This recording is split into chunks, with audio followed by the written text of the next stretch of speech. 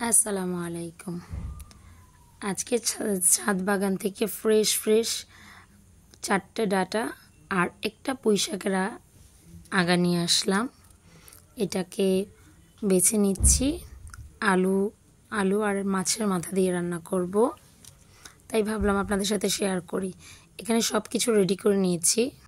পেঁয়াজ, কাঁচামরিচ কুচি, ধনেপাতা, মাছ, বাটা মরিচ, হলুদ, ধনের গুঁড়ো আর লবণ পরিমাণ মতো, পুঁইশাক আর ডাঁটাগুলো আলুর সাথে। কড়াই বসিয়ে গরম করে নিচ্ছি তেল দিয়ে।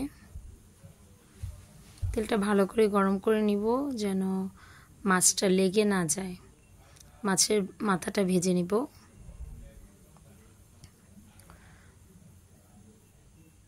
মাছের মাথাটা লাল লাল করে ভেজে নেব। মাছের মাথা অনেক দিন রেখে দিলে ভালো লাগে না, এই জন্য তাজা মাছ আজকে এনেছে, তাই ফ্রেশ শাক দিয়ে রান্না করে ফেলছি। মাছের ভাজা তেলটাতে পেঁয়াজটাকে ভেজে নেব, নিয়ে তারপর রসুন বাটাটাকে এক্সট্রা কষায়ে যেন গন্ধটা চলে যায়, তারপরে দিচ্ছি মরিচ বাটাটা।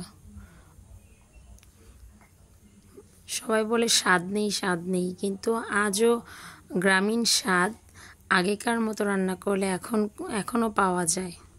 আমি মনে করি বাটা জিনিসের টেস্টই আলাদা। দিয়ে দিচ্ছি ডাঁটা আর আলুগুলো।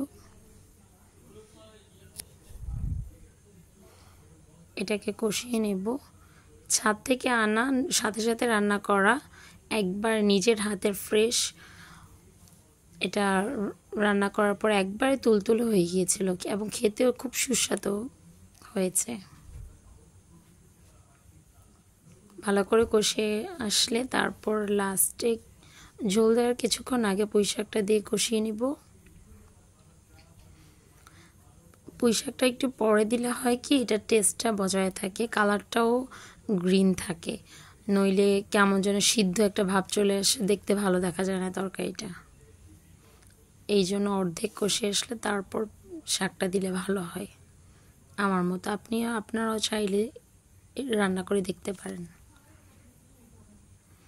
দিয়ে দিব মাছের মাথাটা সিদ্ধ হয়ে আসতে হবে। সিদ্ধ হলে তরকারিটার টেস্ট ভালো লাগে, এই জন্য একটু আগে দিয়ে দিয়েছি। হয়ে গিয়েছে আমার তরকারি।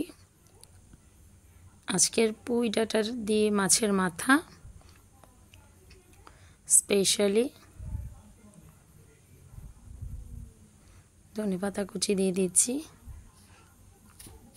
তরকারিটা দেখতে কেমন হয়েছে দেখে জানাবেন। আপনারাও ফ্রেশ হাতের জিনিস খাওয়ার চেষ্টা করবেন, এতে আমাদের স্বাস্থ্যের জন্য ভালো।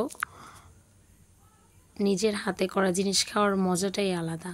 জিনিসটা যদিও একটু, তবে ছোট ফ্যামিলির জন্য হয়ে যায়। ছাদ বাগানে কিছু না কিছু, ছাদে এবং বারান্দায় কিছু না কিছু সবজি চাষ করার চেষ্টা করবেন আপনারা,